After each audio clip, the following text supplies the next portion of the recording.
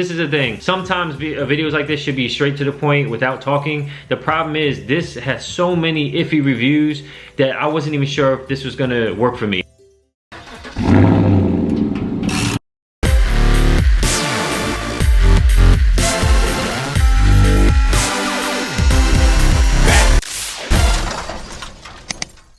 Hey, what's going on? It's Jay Sean at Hot Series Reviews, and today I wanted to kind of quickly walk you through the process of reattaching the adhesive part of your rear defroster if it applies to your type of vehicle. So let's get right to it.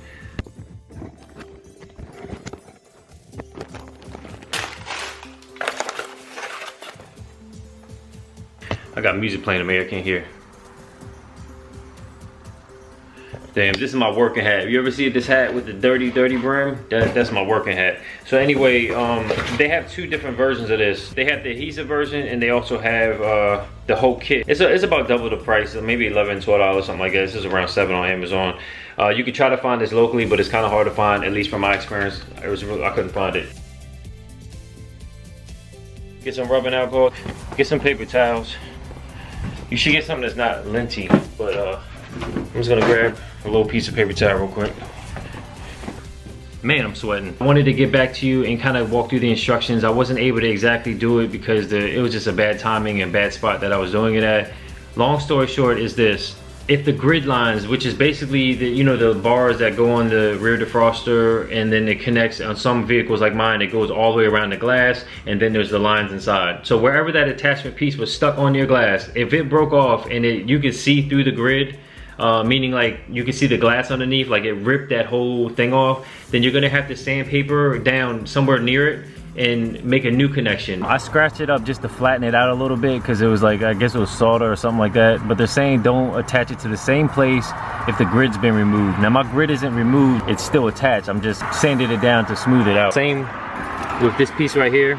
All I did was smooth it out a little bit. And the reason for that is because you need a clean connection. The sandpaper is not to polish. The sandpaper is not to sand so much that you're ripping through the actual material. It's just to have a clean surface. The same way if you put a sticker on a window, you get some alcohol, you dry it, you rub it to clean it and let it air dry for a second. It's just to get the particles and any dust or dirt or debris off so you have a clean connection. If you use sandpaper, make sure it's 180 or finer. Make sure that you go ahead and get alcohol on a paper towel, dump it upside down on a paper towel, squeeze the paper towel so it's not flooded with alcohol, just so it's a little damp. Wipe it generously, let it dry. Give it like, alcohol dries really quickly, so give it like 10-20 seconds or whatever. Make sure it's completely dry. After that point, you want to get this towelette right here. You make sure you peel it like this. You are not supposed to touch this blue activator tab, and all I did was I folded it back, and then I generously used the towelette. I used one side like this and this side. I didn't use the same one on both materials. On the glass, I rubbed it like this, and on the glass I could see how much was coming off of here, and it looks like maybe how if you would rub rubbing alcohol on the glass, you can see it kind of get wet. So that made me go back and use this side again and put it back on my tab. I put more. Some people were only going like this. Maybe that's how you're supposed to do it. I just was like, if this is the activator, I'm gonna put a generous amount on there. I went over a few times. I didn't use just the same spot. I went over here the next time, then wiped over here. I wanted to make sure that whatever the solution is was getting on there. After that, you have to let it dry for at least 5 minutes. A lot of people I saw only did it for a few minutes or whatever. Make sure the temperature's right. It actually says between, I think, 60 and 70. I'm not really sure. I have to double check the manual. I'll probably put on the screen right there. But it's 80 degrees over here. It's somewhat humid, but it's kind of cool. I was in the shade, so that's why I did it like that. I let it dry I put it down on the plastic lid that the kit came in, or the adhesive came in.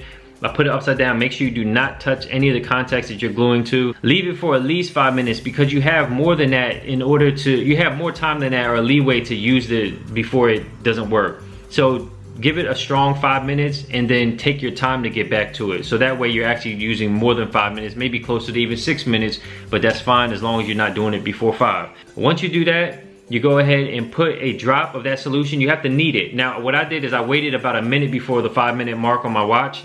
Some people need it right away. I have no idea if makes an effect on it or not. I just didn't want it ready to go, and I wasn't ready to use it. So I waited about a minute before I started kneading it. I did it probably way more than I even needed to. I just wanted to, you get that, knead it, no, forget it. I just kept doing it until I was satisfied. I want to be sure, safe than sorry. I'd rather do it more than not enough, and then I just wasted $7, $8. So I kept doing it, and then when it's ready to go, I cut the top off.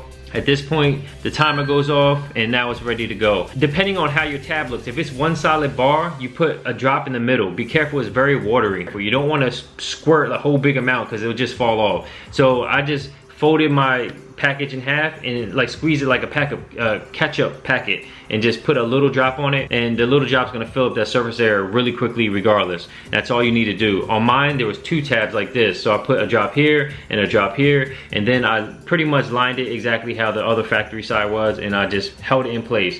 When you hold it in place, make sure that you seat it where it's completely, you can tell it's not rocking, it's like completely on there. And when you have it on there, you hold it tight, never let up. If you have to make an adjustment, you better do it right away, because I don't know how fast it actually gets stuck on there, but this says recommended for at least a minute that you hold it. It wasn't even around 30-second mark, and it was already stuck for me. So make sure, that could be because I use a lot of this, maybe because I let it dry for a certain time. I have no idea. I'm just doing it the way that I specifically did it, and I'm giving you my exact times and how I did it. Hold it really tight. Once it's stuck on there, you're not going to be able to move it off. So make sure you try to do this the right way, because if you mess up, I don't know, you're probably gonna have to get a new kit, sand it in a whole different area. Once you do that, you pretty much just have to let it cure, I guess, for another 24 hours or basically a day, this time tomorrow. And a lot of people said they couldn't get it to stick. They're like, I just couldn't get it to stick no matter what I did. So right away, something in their formula and their steps was just wrong. So if you follow what I did, it definitely worked. Give it 24 hours before you reconnect the tab. On my particular vehicle, the tab design and the way the coils are, it's just a bad design in my opinion. I just feel like it's bound to happen sooner or later if you have that type of style. If you don't have a lift back or lift gate or anything like that, or hatchback, you probably won't even have this issue at all to worry about. Other than that, I hope this was helpful. I know it's a lot of rambling. Hopefully my explanation, this is the thing. Sometimes videos like this should be straight to the point without talking. The problem is this has so many iffy reviews that I wasn't even sure if this was gonna work for me. I wasn't even sure if this is what I should buy. So many people said it didn't even stick. So many people said the defroster didn't work. So many people just said it worked and it fell off, and it's like so many iffy reviews to the point where I'm like, look, if I have the question, I know you have the question, or somebody else out there does. So this longer portion of the video is for those who just need that extra sense of security to understand and to make sure that this works, compared to all the bad reviews that you see out there. It's like half and half. It's very weird. I was skeptical about it, and I didn't want to buy a whole new piece of glass. So this is for those people, and this is something that could cost you a whole new piece of glass, right?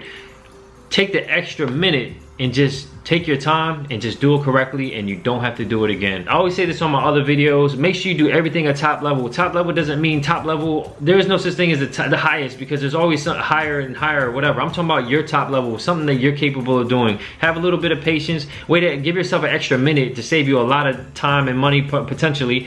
Just do this the right way. It does stick, it does work. Give yourself a thumbs up if you followed this and you did it. Even if you didn't follow it, if you don't understand it, before you hit thumbs down, just ask me a question, and hopefully me or somebody in the comments can help you out. All right guys, until next time.